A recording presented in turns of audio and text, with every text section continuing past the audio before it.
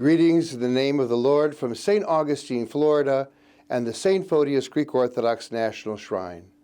Obviously, the COVID-19 pandemic has curtailed many of our normal operations, though we have been able to reopen our store, museum, and chapel under precautionary measures.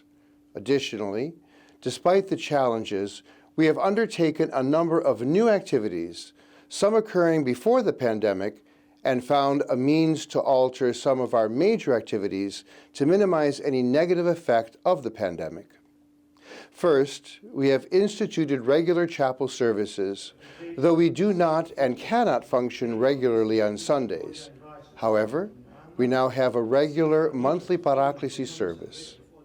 We have celebrated occasional memorial services, including an annual commemoration of Archbishop Iakovos of blessed memory, 15 years now.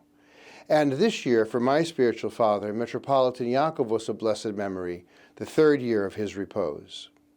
Back in December 2019, we inaugurated a most successful Christmas open house, attended by the public and numerous local dignitaries and civil officials, as in January we hosted a Vasilopita celebration that was well received and attended. Also, just prior to the shutdown, instigated by the pandemic, we celebrated the feast of St. Photios the Great with His Eminence Archbishop Epidophoros in attendance. Following the onset of the pandemic, to maintain a presence within our community and our Holy Archdiocese, we released a number of video presentations during Holy Week and Pascha.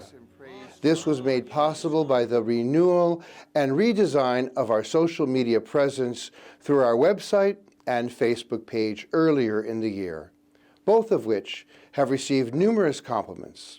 This also prevented us from having to cancel some of our newest initiatives that, while they could not occur as planned, did occur virtually on the internet. The first of these was a video presentation held in lieu of what would have been our inaugural commemoration of the fall of Constantinople. For this initial program, which will continue in the future at the shrine, our video presentation focused on Hagia Sophia in Constantinople, the most sublime example of Byzantine and Orthodox Christian architecture. The second initiative was a special program co-sponsored by the St. Photios Shrine and the Roman Catholic Diocese of St. Augustine, an event honoring and remembering St. Augustine of Hippo, a saint we commemorate in common, though on different days on our respective calendars. In addition to a celebration of the Divine Liturgy, a webinar was held featuring Dr. George Dimakopoulos of the Orthodox Studies Center of Fordham University, who has extensively studied the works of our saint. Our Roman Catholic partners will continue this program in an event to be announced shortly and held in August. Greek Landing Day, held each year, is our largest program and main fundraising event. It could not be observed as planned, yet we produced another video presentation for the event, and it was live-streamed. We also presented a short program from the courtyard of the shrine.